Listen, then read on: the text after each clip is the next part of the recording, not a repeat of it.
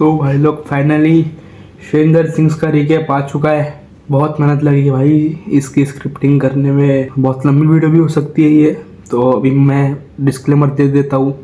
आप आराम से लेट जाओ सोफे पे जाके, फ़ोन को जेब में रख दो एंड हेडफोन लगा के आराम से ये वीडियो आंखें बंद करके सुनो, क्योंकि इसमें आपको खाली सुनना है और समझना है, कोई विजुअल का काम नहीं है।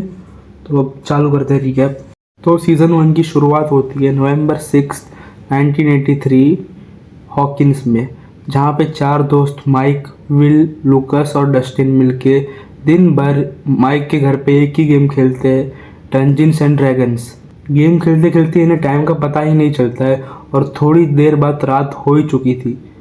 एंड फिर सब लोग अपने अपने घर निकल जाते हैं। लूकस एंड डस्टिन तो अपने घर पर सही सलामत पहुंच जाते हैं, बट विल को रास्ते में कोई अजीब सा क्रिएचर दिखता है जो उस पर हमला कर देता है। उससे डर के विल गायब हो जाता है, पर उसको एस्केप करने के चक्कर में वो पकड़ा ही जाता है। अब विल के गायब होने के बाद अगले ही दिन विल की माँ जॉयस बायर्स उसकी कंप्लेंट पुलिस में लिखा देती है एंड उसका भाई जोनाथन बायर्स दोनों पुलिस स्टेशन जाते हैं और कंप्लेंट लिखा देते हैं विल की। फिर हमें इंट्रोड्यूस कराते हैं एक नए कैरेक्टर जिम हॉपर से, जो कि इसी विल की केस पे काम करता है।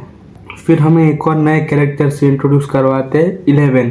इसका नाम ये नहीं है एक्चुअली, वैसे तो इसका कोई कुछ नाम ही नहीं है, बट इसके हाथों पे 011 का टैटू है, तो सब इसे 11 करके बुलाते हैं। हम देखते हैं कि ये एक रेस्टोरेंट में खाना चुरा रही होती है, बट रेस्टोरेंट का ओनर इसे पकड़ लेता है एंड वो पुलिस को बुला लेता है कि मेरे पास कोई एक लड़की आई है। बट रेस्टोरेंट पे पहुंच जाते हैं डॉक्टर ब्रेनर के एजेंट्स पुलिस की जगह। एंड डॉक्टर ब्रेनर के बारे में अगर आपको नहीं पता तो बता दूं कि ये वही डॉक्टर ब्रेनर है जो बच्चों पे एक्सपेरिमेंट करते हैं हॉकिंस लेबोरेटरी में। एंड 11 एक उन्हीं में से एक एक्सपेरिमेंट था जो 11 भागी हुई थी उस लैब से, तो इसीलिए वो लोग 11 के पीछे पड़े हुए थे। बट 11 वहाँ से जैसे तैसे करके बच के निकल जाती है एंड ऐसे ही घूमते घूमते वो मिल जाती है माइक और उसके दोस्तों से, जो विल की तलाश में बाहर निकले थे रात को, बट उन्हें ये मिल जाती है और ये भीगी हुई सी थी पूरी। तो माइक इसे अपने घर रख लेता है बेसमेंट में। फिर हमें दिखती है नैन्सी, जो कि एक बैडस लड़के को डेट कर रही है जिसका नाम है स्टीव। एंड नैन्सी माइक की बहन है। स्टीव अपने घर पे एक पार्टी रखता है एंड वहाँ हमें दिखती है नैन्सी की दोस्त बार्ब। बट वहाँ पे जाके बार्ब का लोग बहुत मजाक उड़ाते हैं, जिस वजह से वो बाद में बाहर जाके अकेले बैठ जाती है पूल के पास। एंड वहीं रूम में नैन्सी और स्टीव मिलके कुछ तो कर रहे थे। एंड फिर हम देखते हैं कि दूर से जोनाथन ये सारी चीज़ों के फ़ोटो ले रहा था, बट तभी वहाँ पूल के पास बैठी बार्ब अचानक से गायब हो जाती है। एंड ये चीज़ जोनाथन के कैमरा में बाय मिस्टेक कैप्चर हो गई। And we all know Barb कहाँ गई है और उसको कौन लेके गया है। डेमोगोर्गन उसको लेके चला गया है एक अलग ही डायमेंशन में, जहाँ पे विल भी है, जिसका नाम है अपसाइड डाउन। दूसरी तरफ हम देखते हैं जॉयस को लग रहा है कि विल उससे बात करने की कोशिश कर रहा है थ्रू लाइट्स। एंड हॉपर को ये चीज़ बहुत अजीब लगती है, तो वो सीक्रेटली अपनी भी रिसर्च शुरू कर देता है इस बारे में, जहाँ उसे पता चलता है कि हॉकिंस के लैब में अलग अलग एक्सपेरिमेंट्स होते हैं ह्यूमंस पर। फिर एक रात तालाब में पुलिस को एक लाश मिलती है जो कि विल की तरह दिखती है, तो सब बोलते हैं कि अब विल मर चुका है। बट 11 को कहीं ना कहीं यकीन था कि विल अभी भी ज़िंदा है। एंड उसी को देखकर बाकी सारे दोस्तों में भी होप जगता है कि विल अभी भी ज़िंदा है। एंड दूसरी साइड जॉयस भी नहीं मान रही थी कि उसका बेटा मर चुका है एंड उसे लगता है कि विल उससे की दीवार से बाहर आने की कोशिश कर रहा है। बट तभी हम देखते हैं कि वो विल नहीं होता है, वो बल्कि होता है एक डेमोगोर्गन जो कि दीवार फाड़ के बाहर आने वाला था। बट जॉयस वहाँ से टाइम रहते ही बाहर निकल लेती है। जॉयस फिर ये सारी बात हॉपर और जोनाथन को बताती है, बट कोई इसे सीरियसली नहीं लेता क्योंकि सबको लगता है कि जॉयस अपने बेटे के मरने के गम में पागल हो चुकी है। वहाँ जैसे ही स्टीव को पता लगता है कि जोनाथन उस रात उसकी और नैन्सी की फ़ोटो ले रहा था दूर से, तो स्टीव उसके पास जाता है, सारी फ़ोटोज़ फाड़ देता है और उसका कैमरा भी तोड़ देता है, जो देखकर नैन्सी बिल्कुल भी खुश नहीं होती है। स्टीव से गुस्सा हो जाती है एंड उससे ब्रेकअप कर लेती है। फिर जाते हुए नैन्सी सारी फ़ोटोज़ इकट्ठे कर ही रही होती है कि उसमें से एक फ़ोटो में उसको बार्ब दिखती है एंड उसके आसपास एक डेमोगोर्गन या अजीब शेप का क्रिएचर भी दिखता है, जिसकी तलाश में वो जोनाथन के पास जाती है। एंड फिर जब वो दोनों ये बात डिस्कस करते ही तो जोनाथन बताता है कि ये तो वही मॉन्स्टर है जिसे जॉयस ने भी देखा है, मतलब जॉयस वॉज राइट। वहाँ पोस्टमार्टम के टाइम हॉपर को पता चलता है कि ये तालाब वाली बॉडी नकली है, उसमें रुई भरी गई है एंड कोई तो है जो इस मैटर को दबाना चाहता है। फिर हॉपर चला जाता है हॉकिंस की लैब में तलाश करने। वहाँ सारे दोस्तों को भी समझ आ चुका था कि विल अब एक ऑल्टरनेट वर्ल्ड में पहुँच चुका है। इस बारे में जब ये इनके साइंस टीचर से बात करते हैं तो बताते हैं कि मान लो अगर ऐसी कोई पॉसिबिलिटी हो भी जहाँ कोई गेट दो वर्ल्ड को आपस में जोड़ता हो, तो उस गेट के आसपास जो मैग्नेटिक फील्ड होगी वो बहुत ज़्यादा डिस्टॉर्शन में होगी। एंड इतना जानते ये लोग वो गेट को ढूंढने निकल जाते हैं एक कंपास के ज़रिए। 11 इनके साथ ही होती है, बट वो नहीं चाहती थी कि ये लोग वो गेट के पास पहुँचे, क्योंकि उसे पता था कि वहाँ पे डेमोगोर्गन्स का ख़तरा है। इसलिए अपने पावर्स की मदद से वो कंपास के डायरेक्शन चेंज करती है और धीरे धीरे लूकस को ये बात समझ आ रही थी, तो वो 11 पे चिल्लाने लगता है। तभी गुस्से में आके 11 उसे दूर फेंक देती है एंड वहाँ से भाग जाती है। हॉपर को लैब की तलाशी लेते वक्त अपसाइड डाउन का गेट मिलता है, बट तब भी वो वही बेहोश हो जाता है। जब उसकी आँख खुलती है वो अपने घर में होता है। हॉपर समझ जाता है कि ये कोई सपना नहीं था, इसके पीछे कोई तो बड़ा आदमी है। एंड फिर कुछ पुलिस ऑफिसर इसके घर आके बताते हैं कि उन्हें बार्ब की गाड़ी मिली है। वो बताते हैं कि शायद अपने घर वालों से तंग आकर बार्ब कहीं भाग गई है। इधर नैन्सी और जोनाथन डेमोगोर्गन को मारने के लिए जंगल में जाते हैं एंड वो लोग एक छोटा सा गेट ढूंढ भी लेते हैं। एंड नैन्सी अंदर जाती है तो उसको सामना करना पड़ता है डेमोगोर्गन का, बट जैसे तैसे जोनाथन उससे बाहर निकाल लेता टाइम रहते। अब डर के कारण नैन्सी को रात को नींद नहीं आ रही होती है, तो जोनाथन को बोलती है कि तू मेरे साथ ही रुक जा। उस कैमरा वाले हादसे के बाद स्टीव अब यहाँ पैचअप करने आता है, बट जोनाथन को नैन्सी के साथ देखकर वो बाहर से वापस चले जाता है। इधर जॉयस और हॉपर स्टेरी आइविस को ढूंढने के लिए उसके घर जाते हैं। अब जिन्हें नहीं पता कि ये कौन है, तो ये 11 की बायोलॉजिकल मदर है, जो कि अपने साथ हुए एक्सपेरिमेंट्स के बाद बात करने की हालत में बिल्कुल नहीं है। टेरी कुछ साल पहले डॉक्टर ब्रेनर का एक प्रोजेक्ट में MK अल्ट्रा का हिस्सा थी। जिस समय टेरी पर ये एक्सपेरिमेंट किए जा रहे थे उस समय वो प्रेग्नेंट थी विद 11 एंड इसके बाद ब्रेनर ने इसके बच्चे को अपने पास ही रख लिया एंड इसे इलेक्ट्रिक शॉक देके अधमरा कर दिया। नैन्सी और जोनाथन फिर से डेमोगोर्गन को मारने का प्लान बनाते हैं, बट नाउ विद फुल तैयारी। फिर एक फ्लैशबैक के सीन में हमें दिखाया जाता है कि डेमोगोर्गन इस वर्ल्ड में कैसे आए। तो उसमें हमें बताता है कि उनके आने की वजह 11 है, क्योंकि इसने ही डॉक्टर ब्रेनर की फोर्स करने पर अपसाइड डाउन का एक गेट खोला था। जब माइकल फ्रेंड्स 11 को ढूंढ रहे होते हैं तब उनका सामना होता है कुछ पुलिस से, जो कि माइक को पहाड़ से कूदने पर फोर्स करते हैं। एंड माइक बहुत ज़्यादा अपने दोस्तों पे टॉर्चर शेयर ना करने के कारण पहाड़ से कूदने वाला होता है, बट तभी वहाँ टाइम पे 11 आ जाती है। वो माइक को और दोस्तों को बचा लेती है एंड उनमें से एक बुली का हाथ भी तोड़ देती। एंड फिर वो बताती है कि विल के गायब होने का कारण वो खुद ही है, बट वो सब फिर आपस में सुलह करके एक साथ आपस मिल जाते हैं। फिर लूकस देखता है 11 को ढूंढते हुए एजेंट्स माइक के घर आ रहे हैं एंड ये देखते ही सब लोग 11 को लेके भागने लगते हैं। यहाँ पे हमें 11 की पावर का एक छोटा सा नमूना दिखाया है कि उसने एक वैन को हवा में उड़ा दिया था पूरा और फिर पटक दिया वैन जो। वहाँ नैन्सी और जोनाथन जॉयस और हॉपर को डेमोगोर्गन के बारे में बताते हैं। इन्हें लगता है डेमोगोर्गन ब्लड से अट्रैक्ट होते हैं। अब बच्चे लोग 11 को लेके जाते हैं स्कूल, ताकि वो अपनी पावर्स का यूज़ करके विल को ढूंढ सके। वैन वाले सीक्वेंस के बाद 11 थोड़ी कमज़ोर हो चुकी है एंड अब अपनी पावर्स बढ़ाने के लिए ये लोग स्कूल में एक डेप्रिविएशन टैंक बनाते हैं।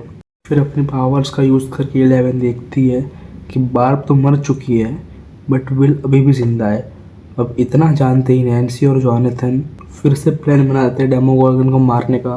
एंड दूसरी तरफ जॉयस और हॉपर भी अपसाइड डाउन में जाने का डिसीजन बना लेते हैं, बट हॉकिंस लैब में घुसते ही ब्रेनर के आदमी इन्हें पकड़ लेते हैं एंड इधर नैन्सी और जॉनथन डेमोगोर्गन को खून से अट्रैक्ट करते हैं एंड तभी वहाँ पे स्टीव भी आ जाता है एंड वो तीनों मिलके एक डेमोगोर्गन को जला देते हैं। एंड दूसरी साइड हॉपर और ब्रेनर के बीच में डील होती है कि विल के बदले 11। सो जॉयस और हॉपर विल को बचाने के लिए अपसाइड डाउन में जाते हैं एंड 11 को पकड़ने ब्रेनर और उसके एजेंट स्कूल आ जाते हैं, बट 11 सबको निपटा देती है एंड फिर वो खुद ही बेहोश हो जाती है। एंड कुछ देर बाद एक डेमोगोर्गन बाहर आता है एंड डॉक्टर बैनर पे हमला कर देता है। इधर जॉयस और हॉपर को विल अपसाइड डाउन में मिल चुका था। डेमोगोर्गन माइक एंड फ्रेंड्स पे हमला करने वाला होता है और तभी 11 को होश आ जाता है और वो उसे वहीं पे चीर फाड़ देती है। एंड नाउ एंडिंग आते आते स्टीव और नैन्सी का पैचअप हो चुका है एंड विल भी अब घर वापस आ गया है। कहानी 1 महीना आगे बढ़ती है एंड हम देखते हैं हॉपर किसी के लिए जंगल में कुछ खाने का रखा है एंड फिर हम देखते हैं अगले सीन में कि विल के मुंह से कोई अजीब सा क्रिएचर बाहर निकला है, जिसके निकलते ही थोड़ी देर के लिए विल वापस अपसाइड डाउन में चला जाता है और इसी क्लिफ हैंगर पे हमारा होता है सीज़न 1 ख़त्म। सीज़न 2 की शुरुआत होती है काली नाम के कैरेक्टर से एंड ऑनेस्टली कहो तो ये सबसे वर्स्ट कैरेक्टर है पूरे सीरीज़ का। तो मूविंग ऑन, हम देखते हैं इसके पास भी 11 की तरह पावर्स है, ये किसी को भी हेलुसिनेट करा सकती है एंड इसके हाथ में भी 11 के हाथ की तरह एक नंबर लिखा हुआ है 008। इधर हॉकिंस में एक नई गेमर गर्ल शिफ्ट हुई है मैक्सिन मेफील्ड, जिसे शॉर्ट में सब लोग मैक्स बुलाते हैं। इसने आते ही हमारे लॉन्डो के गेमिंग रिकॉर्ड्स तोड़ दिए एंड ये देख के सब लोग मैक्स को इम्प्रेस करने के चक्कर में लग जाते हैं, स्पेशली लूकस एंड डस्टिन। सीज़न 1 की एंडिंग में हमने देखा था कि विल को अभी भी अपसाइड डाउन के विजन्स आ रहे हैं जिसमें उसे एक बड़ा सा शैडो मॉन्स्टर दिखता है। जॉयस फिलहाल अपने बीएफ बॉब के साथ विल की देखभाल कर रही है एंड वहाँ बार्ब के पेरेंट्स को अभी भी यकीन नहीं हो रहा कि उनकी बेटी मर चुकी है। उनके हिसाब से बार्ब अभी भी ज़िंदा है और इसी चीज़ का पता लगाने के लिए वो लोग एक प्राइवेट इन्वेस्टिगेटर हायर करते हैं जिसका नाम है मरे बोमैन। सीज़न 1 की तरह ही अभी भी सीज़न 2 में अजीबोगरीब चीज़ें हो रही है। हॉपर के पास एक केस आता है जिसमें एक फार्मर की अच्छी खासी खेती किसी ने बर्बाद कर दी है। फार्मर को लगता है हेरोइन नज़दीक आ रही है तो किसी ने ये चीज़ जानबूझ के की है। इन्हीं चीज़ों के साथ हमारे विल भाई साहब के विजन और डरावने होते जा रहे हैं, उससे वो बहुत डिस्टर्ब हो गया है। एंड जॉयस विल को इसीलिए हॉकिंस लैब के नए डायरेक्टर डॉक्टर सैम ओवेंस के पास ले जाती है। वो उन्हें बताता है कि will is suffering from PTSD यानी पोस्ट ट्रॉमेटिक स्ट्रेस डिसऑर्डर। मतलब विल अपने पास्ट के इवेंट्स को भुला ही नहीं पा रहा है, इसीलिए उसको ऐसे विजन्स आ रहे हैं। फिर इसके अगले सीन में हम देखते हैं कि डॉक्टर विल ओवेंस एंड उसकी टीम लैब के नीचे अपसाइड डाउन की गेट को जलाकर आगे बढ़ाने से रोक रहे हैं। एंड फिर हम देखते हैं 11 भी ज़िंदा है अभी भी। पिछले सीज़न डेमोगोर्गन को मारने के बाद ये अपसाइड डाउन चली गई थी। जब वो बचकर बाहर आई तब उसे पता चला कि FBI उसकी तलाश कर रही है एंड इसी को बचाने के लिए हॉपर ने उसे अपने घर रख लिया। एंड राइट नाउ 11 कहाँ है ये बात हॉपर के अलावा और कोई नहीं जानता है। कुछ दिनों बाद हॉपर के पास एक और फसल बर्बाद होने का केस आता है एंड जब ये इस लोकेशन पर इन्वेस्टिगेशन करता है इसे अपसाइड डाउन के सबूत मिल जाते हैं। इधर हेलोवीन सेलिब्रेशन स्टार्ट होने वाला था तो डस्टिन और लूकस मैक्स को इनवाइट करते हैं सेलिब्रेशन के लिए एंड मैक्स आ जाती है। ये लोग एंजॉय कर ही रहे होते हैं तब भी विल को अपसाइड डाउन का एक और विजन आता है, बट उसके दोस्तों के कारण वो उससे बाहर आ जाता है। सेलिब्रेशन के बाद सब घर निकलते हैं एंड जब डस्टिन अपने घर पहुंचता है तो उसे अपने घर के पास एक अपसाइड डाउन का छोटा सा क्रिएचर मिलता है एंड वो उसे अपना पेट बना लेता है और उसका नाम रखता है डार्ट। स्टार्टिंग में तो ये सबसे छुपा के रखता है बट टाइम आते ही सबको अपना पता चल ही जाता है। अगले सीन में हॉपर डॉक्टर ओवेंस को वो पंपकिन वाला सीन बताता है और ओवन से कहता है कि तुम जो कुछ भी एक्सपेरिमेंट कर रहे हो उसे हॉकिन से दूर रखो। 11 हॉपर के मना करने के बाद भी उस लोकेशन से बाहर चली जाती है एंड वो डायरेक्ट पहुंचती है माइक से मिलने उसके स्कूल। वहाँ माइक और मैक्स वो एक साथ देख के वो थोड़ी बहक जाती है एंड मिसअंडरस्टैंडिंग के कारण वो माइक से बिना मिले वापस चली जाती है। विल को फिर से वो शैडो मॉन्स्टर के विजन्स आ रहे थे, बट बॉब के कहने पर वो इस बार उसका सामना करता है एंड इसी बकचोदी के चक्कर में वो शैडो मॉन्स्टर विल की बॉडी में घुस जाता है। एंड जब विल को होश आता है तब वो अजीब सी हरकतें करने चालू कर देता है, जैसे वियर्ड ड्राइंग्स बनाना या कोल्ड टेम्परेचर में रहना एक्सेट्रा। ये देखकर जॉयस हॉपर को घर बुलाती है एंड ड्राइंग्स को देखकर हॉपर समझ जाता है कि ये कोई मैप है एंड वो जॉयस को बिना बताए यहाँ से चला जाता है। वहाँ नैन्सी और जॉनथन भी अपनी इन्वेस्टिगेशन कर ही रहे थे एंड इस बार ओवन्स को पता चलता है और उनके एजेंट्स इन दोनों को लैब ले जाते हैं। वहाँ अपसाइड डाउन का गेट दिखा के वो उन्हें बताते हैं कि बार्ब की मौत अपसाइड डाउन में ही हुई थी, बट ये नहीं चाहते कि ये चीज़ बाहर आए एंड ये चीज़ उन दोनों को भी सीक्रेट ही रखनी होगी। बट वो लोग ये नहीं जानते थे कि ये सारी बातें नैन्सी ने रिकॉर्ड कर ली है सीक्रेटली। एंड फाइनली डस्टिन को एक दिन पता चल ही जाता है कि जिसे वो पेट समझ रहा है वो और कोई नहीं बल्कि डेमोगोर्गन ही है एंड वो डस्टिन की बिल्ली को भी खा जाता है। हॉपर को भी फार्म की इन्वेस्टिगेशन में वो अपसाइड डाउन का गेट मिल ही जाता है एंड जब वो अंदर घुसता है तो वही फंस जाता है। शैडो मॉन्स्टर से कनेक्टेड होने की वजह से विल को पता चल चुका था कि हॉपर कोई मुसीबत में है एंड तभी जॉयस बॉब के साथ विल के बनाए हुए मैप से हॉपर की लोकेशन पता करती है। इधर डस्टिन वो डेमोगोर्गन को अपने बेसमेंट में कैद कर देता है एंड लूकस मैक्स का ट्रस्ट जीतने मैक्स को अपसाइड डाउन और डेमोगोर्गन की बातें बताता है, but she don't give a fuck, वो बिलीव ही नहीं करती बातों में। एंड फिर नैन्सी वो रिकॉर्डिंग लेके मोरे बोमैन के पास जाती है। यहाँ वो कहता है कि अगर सच दुनिया के सामने लाना है तो लोगों को एक अलग वे में समझाना पड़ेगा, क्योंकि लोगों को अगर अपसाइड डाउन जैसे वर्ल्ड के बारे में कुछ बताएंगे तो लोग हमें पागल ही समझेंगे।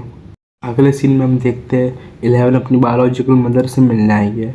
यहाँ ये दोनों अपनी पावर्स का यूज़ करके एक दूसरे से कनेक्ट हो जाते हैं और हमें पता चलता है कि सालों पहले 11 की मॉम ने उसे लैब से भगाने की कोशिश की थी, बट तभी ब्रेनर ने इसको इलेक्ट्रिक शॉक देके बहुत बुरी हालत कर दी थी।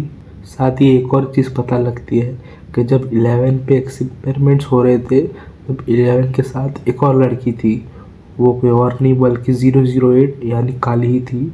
फिर जॉयस बॉब मिलके हॉपर को टनल से बाहर निकाल देते हैं एंड ऑन द स्पॉट आकर डॉक्टर ओवेंस की टीम इसे टनल को जलाने लगती है। बट जैसा हमें पता है कि विल उससे कनेक्टेड है, इसलिए विल भी बुरी तरह घायल हो जाता है। वो हम जलाते हैं उस चीज़ को तो विल को भी वो चीज़ का दर्द होता है, इसलिए अब किसी ने भी अपसाइड डाउन में कुछ भी डैमेज किया तो उसका सारा असर विल पे भी होगा। जॉनथन और नैन्सी रिकॉर्डिंग्स को मीडिया के थ्रू बाहर लाने का प्लान बनाते हैं एंड वहाँ डेमोगोर्गन डस्टिन के बेसमेंट से भाग चुका था, तो स्टीव, डस्टिन, लूकस ये सब डेमोगोर्गन को ढूंढने जाते हैं। लूकस अपने साथ मैक्स को भी लाता है ताकि उसको यकीन हो जाए। फिर वो जगह पहुँचते हैं एक डेमोगोर्गन को पकड़ने, बट इन्हें पता चलता है यहाँ एक नहीं बल्कि डेमोगोर्गन की पूरी गैंग है।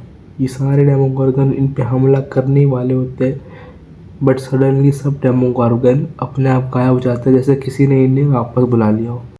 यहाँ डॉक्टर ओवंस विल के ज़रिए टनल की सीक्रेट लोकेशन का पता लगाते हैं, क्योंकि ओवंस को लगता है उसी जगह पे मॉन्स्टर ने कुछ आईएमपी चीज़ छुपा रखी है। ओवंस जब वहाँ अपनी टीम भेजता है तो हमें पता चलता है कि ये लोग शैडो मॉन्स्टर के जाल में फंस चुके हैं। यहाँ होता कुछ ऐसा है कि शैडो मॉन्स्टर ने विल के ज़रिए उन्हें वहाँ बुलाया था ताकि वो उन्हें खा सके। एंड जो डेमोगोर्गन स्टीव वाली लोकेशन से भागे थे वो इन्हीं को मारने भागे थे। फिर सब एजेंट्स को मारने के बाद ये डेमोगोर्गन अपसाइड डाउन से निकलकर लैब में घुस जाते हैं। वहाँ काली 11 को मिलती है एंड बोलती है कि 11 की पावर्स गुस्से से कनेक्टेड है। गुस्सा जितना ज़्यादा खतरनाक होगा पावर्स भी उतनी ही खतरनाक होगी। काली और 11 मिलके ब्रैनर के पार्टनर को ढूंढ लेते हैं एंड इसी बंदे ने 11 की माँ को शॉक दिया था। काली तो उसे मारने वाली थी बट 11 उसकी फैमिली का सोचकर उसे छोड़ देती है। फिर वो इन्हें बताता है कि ब्रेनर अभी भी जिंदा है। फिर आगे 11 को विजन्स आते हैं कि माइक और हॉपर किसी प्रॉब्लम में है, तभी वो इन सबको छोड़कर फटाफट हॉकिंस के लिए निकल जाती है। यहाँ माइक भी समझ जाता है कि शैडो मॉन्स्टर विल के ज़रिए इन पे नज़र रखे हुए हैं। इतना जानते ही जॉयस, बॉब और हॉपर विल को बेहोश करके एक सेफ जगह पर लेके जाते हैं। एंड फिर सडनली लैब में इलेक्ट्रिसिटी डाउन हो जाती है, तो बॉब कहता है कि ये चीज़ को वो हैंडल कर लेगा। हॉपर फिर सबको लेके गाड़ी में निकलता है एंड बॉब का वेट ही कर रहा होता है। फिर बॉब जैसे ही बाहर आता है तभी डेमोगोर्गन आके उस पर अचानक से हमला कर देता है और उसकी वहीं पे मौत हो जाती है। फिर सब लोग इकट्ठा होते हैं विल के घर पे। वहाँ डस्टिन बताता है कि ये चीज़ उनकी गेम के माइंड फ्लेयर की तरह है, यानी माइंड फ्लेयर के मरते ही सब क्रिएचर्स अपने आप मर जाएंगे एंड ऐसा करने से विल भी मर सकता है। फिर देन ये लोग SCOD की हेल्प से विल की बॉडी में trap real will say connect करते हैं, जो कि बताता है कि गेट ही बंद कर दो अपसाइड डाउन का। बट तभी कुछ डेमोगोर्गन इन पे हमला कर देते हैं। फिर तभी वापस आती है अपनी 11, उसका होता है कमबैक। ये इन सबको डेमोगोर्गन से बचाती है एंड इसके बाद कुछ लोग लैब जाते हैं माइंड फ्लेयर को डिस्ट्रैक्ट करने। मैक्स, स्टीव एंड बाकी बॉयज टनल जाते हैं। एंड बात रही विल की, तो उसे जॉयस, नैन्सी और जोनाथन मिलकर रूम में बंद कर देते हैं और रूम का टेम्परेचर बढ़ा देते हैं। वहाँ माइंड फ्लेयर निकल जाता है विल की बॉडी से एंड दूसरी तरफ 11 गेट को बंद कर देती है। फिर कहानी बढ़ती वापस 1 महीना आगे। डॉक्टर ओवेंस के रिकॉर्डिंग पब्लिक होते ही गवर्नमेंट हॉकिंस लैब को बंद कर देती है। हॉपर अब 11 को ऑफिशियली एडॉप्ट भी कर लेता है। बच्चे लोग की स्कूल पार्टी होती है, सो हमें हैप्पी एंडिंग दिखाई जाती है बेसिकली। बट तभी हमें क्लिफ हैंगर पे छोड़ते हैं कि माइंड फ्लेयर अभी भी जिंदा है एंड इन सबको अपसाइड डाउन से देख रहा है। इधर होता है हमारा सीज़न 2 ख़त्म। तो सीज़न 3 की कहानी की शुरुआत होती है 28 जून 1984 से, जहां हम देखते हैं सोवियत साइंटिस्ट एक नया गेट खोल रहे होते हैं अपसाइड डाउन के लिए। एंड कहानी बढ़ती है अब 1 साल आगे। हॉकिंस में एक नया मॉल खुल चुका है स्टारकोट नाम से। माइक एंड 11 अब एक रोमांटिक रिलेशनशिप में आ चुके हैं एंड हॉपर को ये चीज़ बिल्कुल नहीं पसंद। फिर एंट्री होती है डस्टिन की, जो पिछले 1 महीने से हॉकिंस से बाहर था because he was in a science camp. वापस आके ये अपने सारे दोस्तों से मिलता है एंड ये सब मिलके एक रेडियो टावर सेट करते हैं ताकि डस्टिन अपनी GF से बात कर सके, जिसका नाम है सूजी। काफ़ी देर तक ये ट्राई करता है बट कुछ हुआ नहीं, तो सबसे पहले माइक और 11 वहाँ से चले जाते हैं एंड बहुत देर और ट्राई करने के बाद रात हो जाती है, जो देख के बाकी सब 3 लोग भी चले जाते हैं। बट जैसे ही वो 3 लोग वहाँ से जाते हैं तभी डस्टिन का रेडियो टावर एक सिग्नल इंटरसेप्ट करता है, जो कि एक्चुअली एक रशियन सिग्नल था और उसे वो रिकॉर्ड भी कर लेता है। वहाँ विल को अभी भी लग रहा है कि माइंड फ्लेयर जिंदा है। और फिर अगले सीन में हम देखते हैं एक मिल जहाँ बहुत सारे चूहे घूम रहे होते हैं एंड अचानक से सब लोग फटना चालू कर देते हैं। और उसी टाइम पे उसी मिल के पास बिली अपनी कार से जा ही रहा होता है कि तभी कुछ गाड़ी से टकराता है और बिली ये चेक करने बाहर निकलता है, तो तभी कुछ अजीब सा क्रिएचर उसे मिल के अंदर घसीट लेता है। एंड ये कांड के बाद बिली बहुत अजीब ही बिहेव करने लगता है और फिर उसको अजीब से विजन्स और वॉइसेस सुनाई देने लगती है, जो कि उसे गाइड कर रही होती है ताकि वो अपनी कोवर्कर हीथर को किडनैप कर सके और उसे वो क्रिएचर के पास ले जा सके। नैन्सी और जोनाथन अब द हॉकिंस स्पोर्ट करके एक न्यूज़पेपर कंपनी में एज इंटर्न्स काम करते हैं। ये एक ओल्ड लेडी के घर जाते हैं क्योंकि ये ओल्ड लेडी को शिकायत थी कि कुछ चूहे उनका फर्टिलाइजर्स खा रहे हैं। तब जोनाथन चूहे की फ़ोटो खींच ही रहा होता है, पर तभी नैन्सी उसे बुलाती है तो वो वहाँ से चला जाता है एंड उसके जाने के बाद वो चूहा तुरंत ही एक्सप्लोड हो जाता है वापस से। इस साइड माइक और 11 का रिलेशनशिप अब कुछ अच्छा नहीं चल रहा होता है बिकॉज हॉपर ने माइक को धमकी दी होती है और तभी से माइक 11 को इग्नोर कर रहा है। एंड मैक्स और 11 अब अच्छे दोस्त बन जाते हैं। एक साइड जॉयस को मैग्नेटिज्म में अजीब सी कुछ कमी महसूस होती है एंड तभी हमें पता चलता है कि हॉपर और जॉयस अब एक दूसरे को डेट कर रहे हैं। नेक्स्ट सीन में डस्टिन एंड स्टीव रियूनाइट होते हैं एंड वहाँ डस्टिन स्टीव और रॉबिन को वो रिकॉर्डिंग सुनाता है जो उसने कैप्चर करी थी। रॉबिन स्टीव की कोवर्कर है एंड उसे थोड़ी बहुत रशियन भी आती है तो वो इनकी हेल्प करती है। 11 अपनी पावर्स का यूज़ करके माइक पे जासूसी करती है। कुछ ही देर बाद ये बिली को भी देखती है बट बिली 11 की प्रेजेंस को महसूस कर लेता है एंड यहाँ 11 को कंफर्म हो जाता है कि बिली भी अपसाइड डाउन में अब फंस चुका है। नैन्सी और जॉनथन को टाउन में कई जगह रिपोर्ट मिलती है कि टाउन में कई जगह फर्टिलाइज़र एंड रेड्स के स्ट्रेंज बिहेवियर वाले केसेस बढ़ रहे हैं। इन्वेस्टिगेशन के लिए वो वापस वही ओल्ड लेडी के पास जाते हैं बट वो देखते हैं कि वो लेडी अब खुद ही फर्टिलाइज़र खा रही है। वहाँ विल का झगड़ा हो जाता है माइक और लूकस से और वो कहता है कि जब से इनके पास मैक्स एंड 11 आई है तब से इनका ग्रुप टूटता जा रहा है। एंड अकेले होते ही विल को कुछ अजीब एहसास होता है एंड तभी विल माइक और लूकस को बताता है कि माइंड फ्लेयर अभी भी जिंदा है। दूसरी तरफ रॉबिन वो रशियन कोड को क्रैक कर लेती है एंड बताती है कि इस कोड में एक शिपमेंट का जिक्र है जो कि इसी मॉल में इसी रात होने वाली है। इसलिए रॉबिन, स्टीव और डस्टिन यहाँ पर नज़र रखना शुरू कर देते हैं। बाद में ये लोग लूकस की छोटी बहन एरिका की हेल्प लेते हैं ताकि ये लोग शिपमेंट रूम में घुस सके। बाद में इन्हें पता चलता है कि वो कोई रूम नहीं है बल्कि एक एलिवेटर है जो कि ज़मीन से काफ़ी नीचे है। जॉयस हॉपर को मैग्नेटिज्म ख़त्म होने के बारे में बताती है एंड कहती है ज़रूर इसमें हॉकिंस लैब का ही हाथ है। जॉयस लैब जाती है इन्वेस्टिगेशन करने एंड हॉपर को भी ज़बरदस्ती उसके साथ आना ही पड़ता है। वहाँ पे एक रशियन इन पे हमला कर देता है एंड बाद में हॉपर मेयर मैरी को पीटता है बिकॉज उसी ने मदद करी थी रशियंस को ये लैब खरीदने में। मैक्स और 11 बिली और हीथर को ट्रैक करते करते हीथर के पेरेंट्स के पास पहुँचते हैं। यहाँ बिली और हीथर ऑलरेडी थे और ये देखकर मैक्स और 11 दोनों शॉक हो जाते। उन दोनों के जाने के बाद बिली और हीथर दोनों मिलके हीथर के पेरेंट्स को वहीं मिल में ले जाते हैं जहाँ वो क्रिएचर है एंड अब वो क्रिएचर के पास एक फिजिकल फॉर्म आ गई है और इधर वो पेरेंट्स को भी पोजेस कर लेता है। अब हीथर के फादर पोजेस थे तो नैन्सी और जॉनथन दोनों को जॉब से निकाल देता है। नैन्सी को शक होता है तो वो डॉरिस को चेक करने हॉस्पिटल जाती है।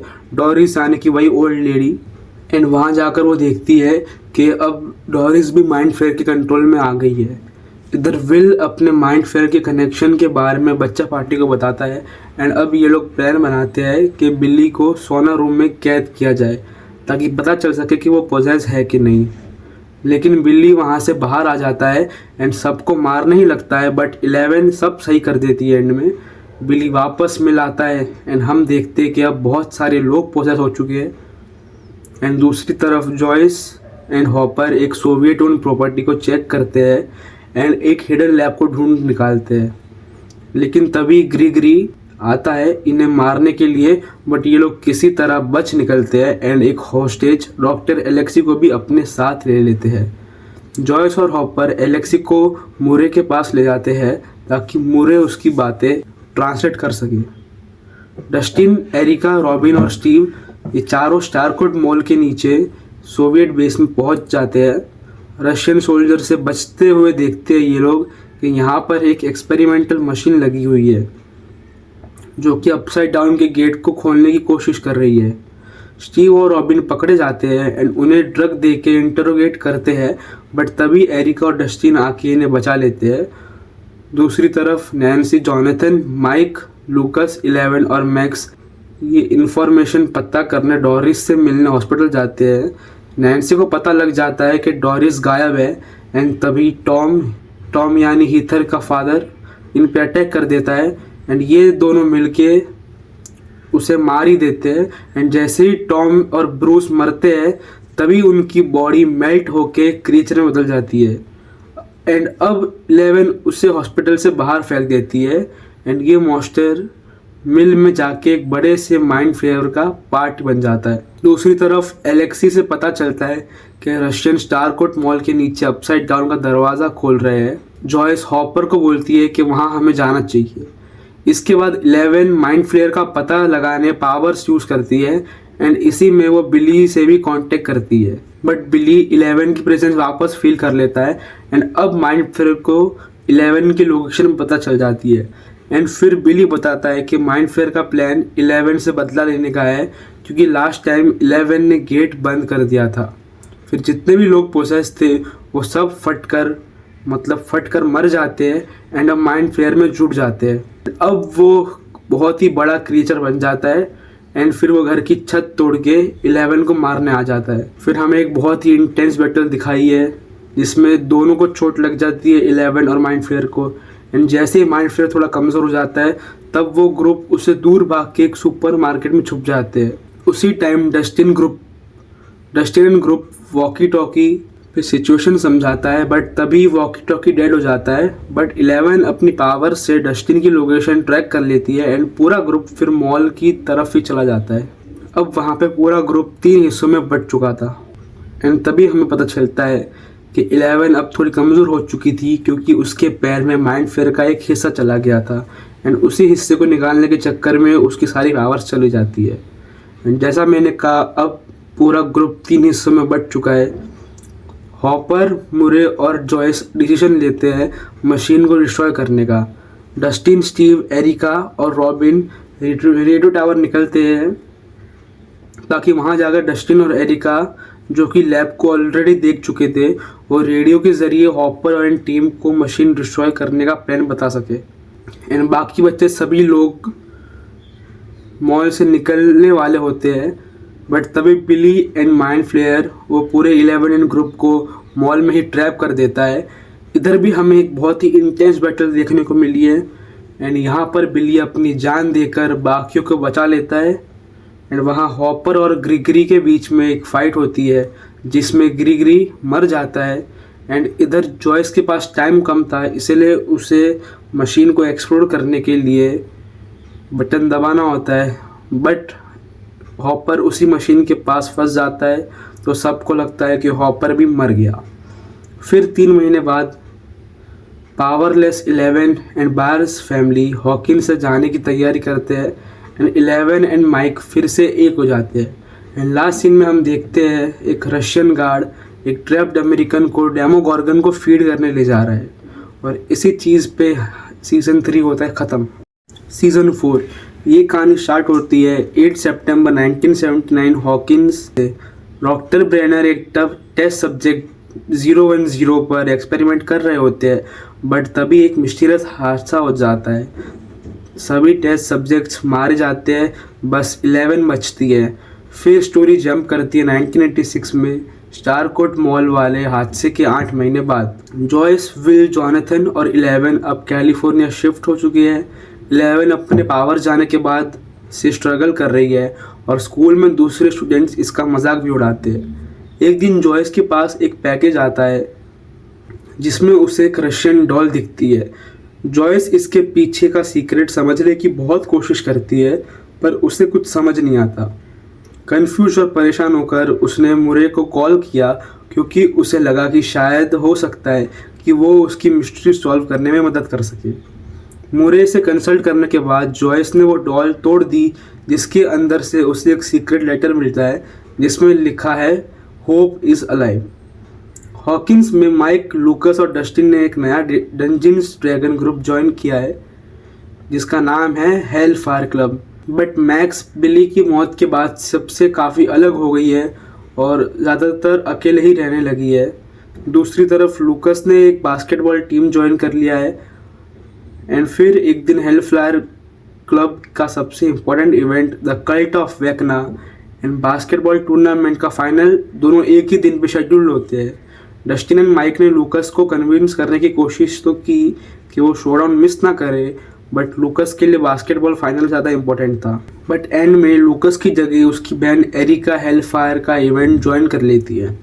एक तरफ लूकस फाइनल में अपनी टीम के लिए फाइनल पॉइंट स्कोर करता है, तो दूसरी तरफ एरिका डाइस रोल करती है एंड फैंटेसी गेम में अपनी टीम को जीत दिला देती है।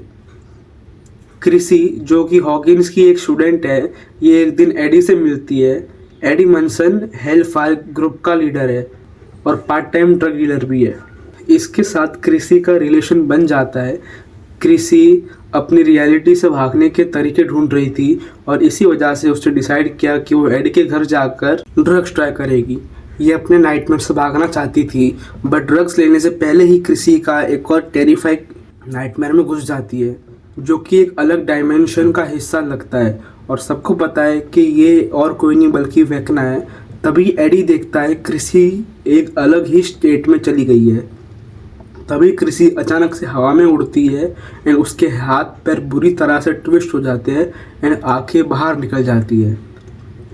इसके बाद जैसे ही वो ज़मीन पे गिरती है तो उसकी मौत हो जाती है। इधर मुरे को वो मैसेज रिकॉर्ड करने कैलिफोर्निया आता है। जॉयस को लगता है हॉपर का पता लगाने का एक ही तरीका है और वो ये है कि उस लेटर में दिए गए नंबर पे कॉल करे।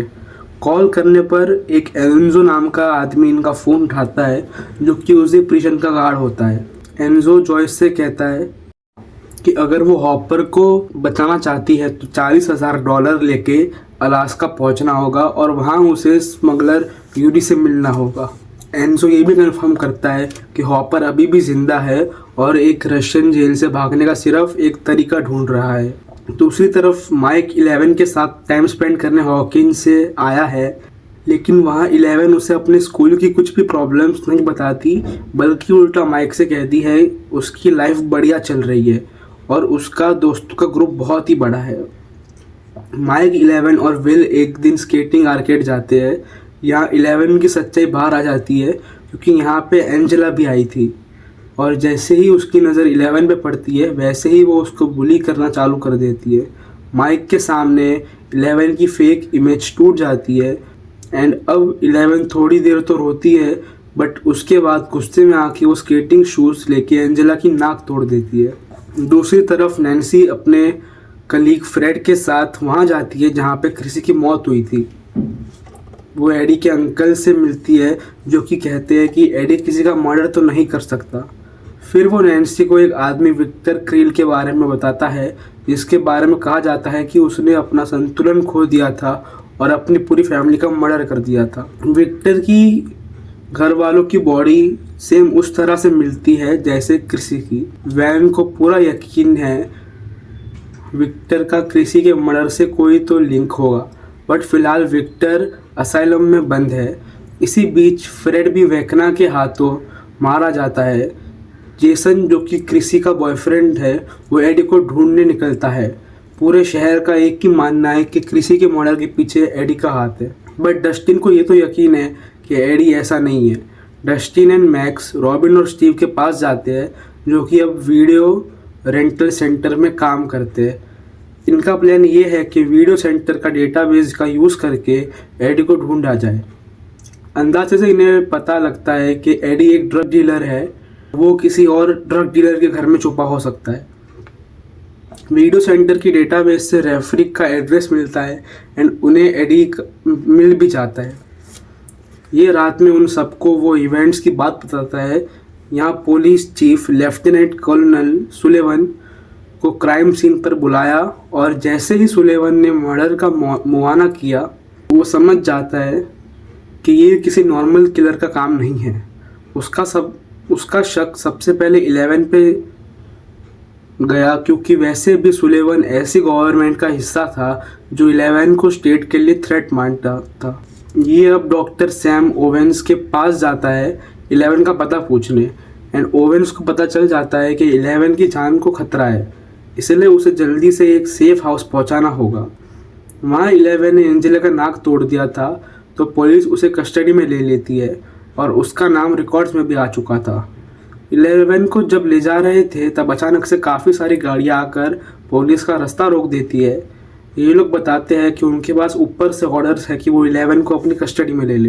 ये सारी चीज़ सैम ओवेंस का ही प्लान का हिस्सा थी ताकि 11 सेफ हो सके। अलग साइड जॉयस और मुरे अलास्का जाने का प्लान बनाते हैं ताकि हॉपर को छुड़ा सके। हॉकिंस में डस्टिन एंड ग्रुप अपने काम को 2 पार्ट में बांट लेते हैं। नैन्सी और रॉबिन लाइब्रेरी गए ताकि विक्टर के बारे में और इन्फॉर्मेशन इकट्ठा कर सके। ये दोनों एक अलग ही थियोरी के साथ आए कि अगर विक्टर सच कह रहा था तो उसके फैमिली के मर्डर का कारण वेकना था। अदर साइड स्टीव और डस्टिन मैक्स के साथ काउंसलर के पास जाते हैं जो कि क्रिस और फ्रेड का केस हैंडल कर रहा था ताकि उन्हें विक्टिम के मेंटल स्टेट के बारे में कुछ पता चल सके। यहाँ ये काउंसलर के ऑफिस की चाबी चुरा लेती है। वहाँ रिकॉर्ड्स देखते हुए पता चलता है कि क्रिस और फ्रेड में भी वही सिम्टम्स थे जो कि वो खुद इस टाइम पे महसूस कर रही थी। उधर सैम ओवेंस बच्चों के पास अपने एजेंट्स भेज देते हैं ताकि वो सेफ रहे। जॉनथन डिसाइड करता है कि वो अपने दोस्त आर्गाइल के वैन में छिप के हॉकिंस भाग जाएंगे। मैक्स को पता चल चुका था कि वही वेकना का अगला शिकार है। नैन्सी और रॉबिन असाइलन जाती है विक्टर क्रील से मिलने। यहाँ विक्टर बताता है कि 50s में वो अपनी फैमिली के साथ एक नए घर में शिफ्ट हुआ था एंड कुछ ही टाइम में वेकना उसकी पूरी फैमिली को ख़त्म कर देता है।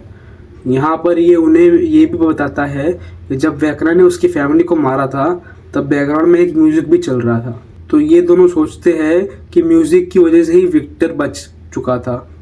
फाइनली वेकना मैक्स को अपने कब्जे में ले लेता है एंड यहाँ पर लूकस, डस्टिन और स्टीव को समझ नहीं आता कि करना क्या है। नैन्सी उन्हें रेडियो के थ्रू बताती है कि उसे वापस लाने के लिए उसका फेवरेट म्यूज़िक प्ले करना होगा एंड ऐसा ही करके मैक्स वापस भी आ जाती है। दूसरी तरफ हॉपर एंजो की तरफ से भागने की कोशिश करता है बट ये दोनों फिर से पकड़े जाते हैं। हॉपर को लग रहा है उसने जॉयस और मुरे को भी खतरे में डाल दिया है। डॉक्टर ओवेंस 11 को नीना प्रोजेक्ट लेके जाते हैं। नैन्सी मैक्स की बनाई ड्राइंग्स देखती है तो पता चलता है कि ये विक्टर की घर की ड्राइंग है एंड फिर वो लोग उसी के घर में जाते हैं। वहाँ जेसन को एडी मिल जाता है और वो भागने लगता है बट दोनों उसका पीछा करते हैं। उतने में ही जेसन का एक दोस्त गायब हो जाता है एंड फिर उस दोस्त के साथ वही होता है जो वेकना बाकी लोग के साथ कर रहा था एंड उसी का दोस्त वेकना का तीसरा शिकार बन चुका था। वहाँ मरते हुए एजेंट ने माइक के हाथों में एक चिट्ठी दी थी एंड अगले ही सीन में हॉपर दिखता है जिसे पता है अब रशियंस उसे डेमोगॉर्गन को खाने डाल देंगे बट उसे लड़ने के लिए आग जलानी होगी एंड उसके लिए उसे लाइटर का इंतज़ाम करना होगा। यूरी, जॉयस एंड मुरे को उसी फैकल्टी में लाया जाता है जहाँ हॉपर है। डस्टिन एंड ग्रुप एडी से मिलते हैं जो कि अब भी छिपा हुआ था। डस्टिन अपने कंपास में गड़बड़ी देखता है एंड समझ जाता है आसपास कोई अपसाइड डाउन का गेट है।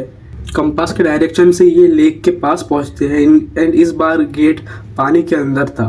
स्टीव पानी में कूदता है एंड उसे गेट मिल जाता है। उसे बताने वो ऊपर आता है तभी डेमोगॉर्गन उसे नीचे खींच लेता है एंड फिर उसे बचाने एडी, नैन्सी और रॉबिन भी अपसाइड डाउन में घुस जाते हैं। नैन्सी बोलती है कि उसे अपने घर पर जाकर गन्स लेनी होगी ताकि वो लोग मॉन्स्टर से लड़ सके बट घर पे जाते ही वहाँ गन्स नहीं होती है बट एक डायरी होती है। उसे पढ़ने पर समझ आ जाता है कि अपसाइड डाउन में अभी 1983 चल रहा है जबकि रियल वर्ल्ड में 1986 चल रहा है। स्टीव को डस्टिन की आवाज़ सुनाई देती है एंड ये लोग उसे SOS के ज़रिए कांटेक्ट करते हैं। यहाँ पे डस्टिन उन्हें बताता है कि हर मर्डर साइट पर उन्हें एक गेट मिलेगा तो अगर वो वाटर वाले गेट से वापस नहीं आ पा रहे तो दूसरा कोई गेट ट्राई करे। ये लोग कृषि के मर्डर साइट पे पहुँचते हैं एंड वहाँ से धीरे धीरे सब लोग वापस रियल वर्ल्ड में आ जाते हैं बट नैन्सी वापस अपसाइड डाउन में ही फंस जाती है। वेकना उसे पोसेस कर लेता है एंड अब वो विक्टर क्रील के घर पे फंस चुकी थी। इधर रशियंस ने हॉपर एंड बाकी कैदियों को डेमोगॉर्गन के सामने डाल दिया था एंड सब एक साथ मिलके निकल ही जाते हैं इंक्लूडिंग मरे एंड जॉयस। वहाँ ब्रैनर 11 को अपनी पावर्स वापस लाने के लिए फ्लैशबैक मिल जाता है। हमें दिखाते हैं 11 का जब 002 एंड बाकियों से झगड़ा हुआ था और 001 11 को वार्न करता है कि जब 002 बाहर आएगा तब वो तुम पे अटैक करेगा और ब्रैनर ये सब अलाउ भी करेगा क्योंकि ये सब उसी के प्लान का हिस्सा है। 001 11 को गाइड करता है एंड दोनों मिलकर यहाँ से भागने का प्लान बनाते हैं। 001 असल में हेनरी क्रील है जो कि विक्टर क्रील का बेटा है। इसने अपनी पावर्स का यूज़ करके अपनी माँ और बहन को मार दिया था जिसके बाद से वो कोमा में था। एंड फिर डॉक्टर ब्रेनर ने उसका ख्याल रखा। एंड फिर 11 को याद आता है कि हेनरी ने खून खराबा किया था लैब में एंड 11 को भी मारने की कोशिश की थी। एंड फिर 11 उसे मना कर देती है उसके प्लान के लिए, जिसके बाद दोनों में बहुत ही घमासान युद्ध हुआ था, जिसमें 11 अपनी पावर से हेनरी को अपसाइड डाउन में पहुंचा देती है, जहां पर जाके वो वेकना बन जाता है। ग्रुप समझता है वेकना को अपना प्लान पूरा करने के लिए 4 गेट की ज़रूरत है।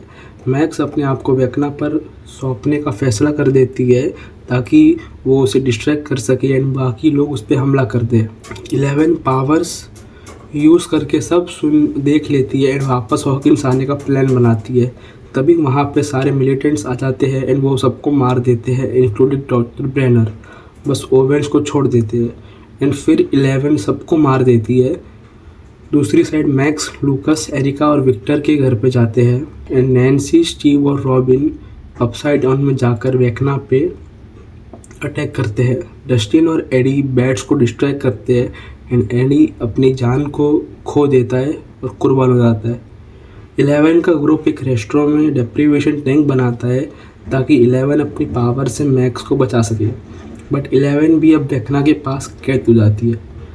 यहाँ वेकना 11 को बताता है कि उसने ही माइंड फ्लेयर को बनाया और तब से वो अपसाइड डाउन को कंट्रोल कर रहा है। वहाँ माइक 11 को अपने प्यार का इजहार करता है, जिससे 11 को मोटिवेशन मिलता है एंड फिर वो मैक्स को वेकना के कंट्रोल से बाहर निकाल लेती है। बट वहाँ जेसन के इंटरफियर करने से मैक्स अपनी इंजरी की वजह से मर जाती है। जॉयस, मुरे और हॉपर देखते हैं कि डेमोगॉर्गन अभी भी जिंदा है। मुरे यूरी की फ्लेम से डेमोगॉर्गन को मार देता है, जिससे वेकना का माइंड कमज़ोर पड़ जाता है।